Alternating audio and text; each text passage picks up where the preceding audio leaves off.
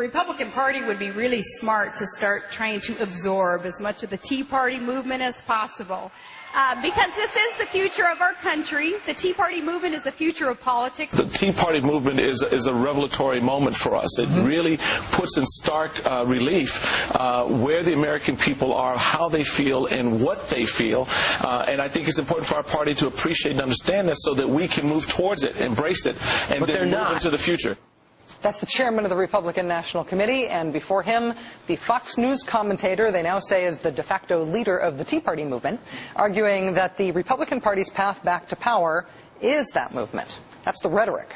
Well, today, rhetoric became reality in the state of South Carolina, where the state Republican Party and a coalition of state Tea Party groups agreed to work together moving forward. The merging has started.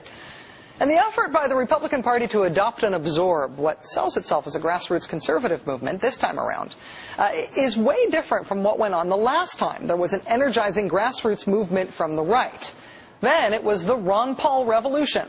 Ron Paul's supporters held rallies, spray-painted street graffiti, raised astounding sums of money with one-day online money bombs, all without the help of a party machine, big money beltway lobbyists, or even much prodding from Dr. Paul himself. Despite that honest-to-goodness grassroots enthusiasm, look how Ron Paul was treated by the Republican establishment. He was excluded from a presidential candidates forum that was sponsored by Fox News. Dr. Paul elected to hold his own competing event at the same time. Ron Paul was refused a speaking slot at the 2008 Republican National Convention. So he held his own convention across town, which drew more than 10,000 supporters. In contrast, Fox News today endlessly promotes the Tea Partiers, going so far as to have their network personalities host Tea Party events. Leading elected Republicans today, of course, fall all over themselves to speak at Tea Party events. Tea Partiers claim the small government, low taxes mantle of libertarianism that has been the hallmark of the Ron Paul revolution, but the Tea Partiers, at least some of them, seem to be opposed to him, too. As we reported last night, Dr. Paul is facing 3 challengers in his congressional district in Texas, all of whom are in some way aligned with the Tea Party movement. Joining us now is Republican Congressman Dr. Ron Paul. Dr. Paul, it's really nice to have you back on the show. Thank you for your time. Thank you, Rachel. You are being challenged in your re-election primary by several Tea Partiers. What is your relationship with the Tea Party movement now? Well, it's about the same. Sometimes the Tea Party represents those views that I expressed during the campaign. The Tea Party type movement, the people who are unhappy with the government, where I go, generally are on the campuses, and we still get large crowds out. But my message is somewhat different. I think the message gets a little bit diluted when a lot of people come in, and the Republican Party wants to make sure that maybe there's a neocon type of influence. But no, what we're doing with the Campaign for Liberty is alive and well, and the young people are responding. But I talk a lot about a different foreign policy. I talk about civil liberties, and I talk about where we ought to cut the budget, and this is what they want to hear. I talk about the war on drugs. This is not what is generally heard from the Republican Party, and sometimes the Tea Party accepts these ideas, and sometimes they don't. But I think if the one thing that brings people together is they know there's something wrong in Washington. But you have progressive Democrats that know there's something wrong in Washington. They'd like a better foreign policy too, and they're not exactly totally satisfied. But the people are coming together because they're unhappy. They know that debt is outrageous. It's out of control.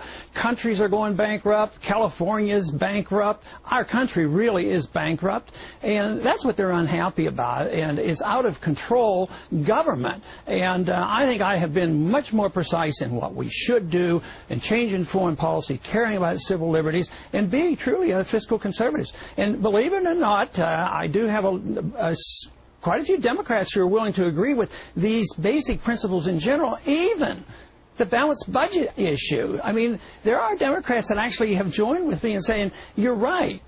We may want to balance the budget in a different manner, but they do agree that there's something seriously wrong when you're spending a couple of $1 trillion a year you don't even have. That is nothing but danger for us in this country. Congressman, I don't want to cause any family rifts in the Paul household, but I know your son Rand Paul is running for Senate, and he in fact made his campaign announcement on this show, which was great for us. We were honored by that. Now Sarah Palin has sort of emerged as the unofficial leader of the Tea Party movement. She has endorsed your son's run for Senate. Is there anything about her platform, either now or as a vice presidential candidate, that gives you pause about that endorsement? Oh, I guess I could say that about most Republicans, so there probably wouldn't be any different. So yes, there is, but I am in the Republican Party, and I've worked with, with the Republicans, but I work with the Democrats too. So, but I try to find issues that cross party lines. You take transparency of the Fed, or personal privacy, or maybe ending the war, or talking about the war on drugs. So on these issues, I can get support from both parties. So. Sure, there's a lot of things that the average Republican, I might, disagree with them, but they'll disagree with me as well.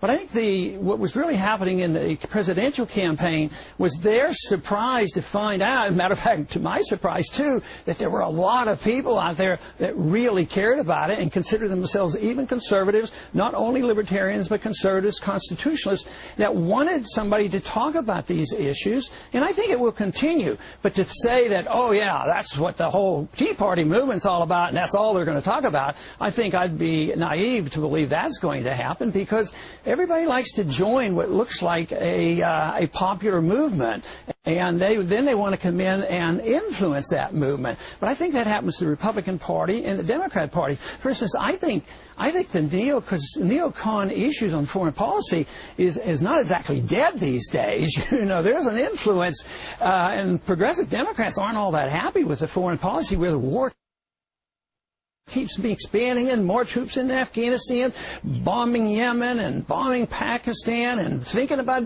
going into Iran. So that's the infiltration philosophically of different positions, and I deal more in that arena, hoping that the ideas of sound money and transparency of the Fed and a better foreign policy will actually affect both parties, because I know there's a lot of Americans who agree with this issue, and I know the young people are very open to these ideas.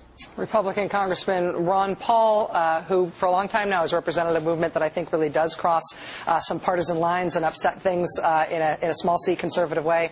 Thank you very much for your time, sir. We're really glad that you've been able to be with us. Appreciate it. Thank you, Rachel. Imagine for a moment that you hear a bell.